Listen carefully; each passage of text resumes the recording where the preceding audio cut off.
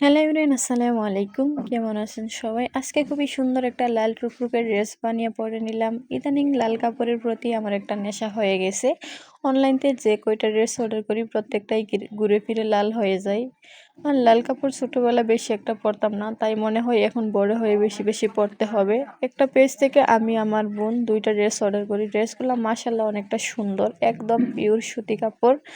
এই ড্রেসগুলো গরমের বেলা বলেন আর শীতের বেলা সবসময় পরা যাবে, কোনো সমস্যা হবে না। আর আমার মতন টেলার্স হলে তো আর কথাই লাগে না, যখন খুশি ড্রেস অর্ডার করব আর পরবো।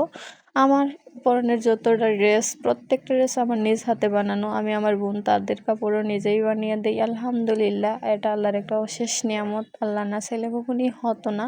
অনেকে শুনেই প্রথম বই পেয়ে যায় যে এক হাত দিয়েও জামা কাপড় সেলাই করা যায়। ইচ্ছে শক্তি থাকলে যে কোনো কিছুই করা যায়, এটা কোনো ব্যাপার না। আর ফাইনালি আমার ড্রেসটা বানিয়ে পরে নিলাম। মাশাআল্লাহ অনেক সুন্দর লাগতেছে। আপনাদের কাছে কেমন লাগতেছে অবশ্যই কমেন্ট করে বলবেন। আর সবাই আমার সেলাই ভিডিওতে তো পছন্দ করেন, যে কারণে সেলাই করতে আমারও অনেক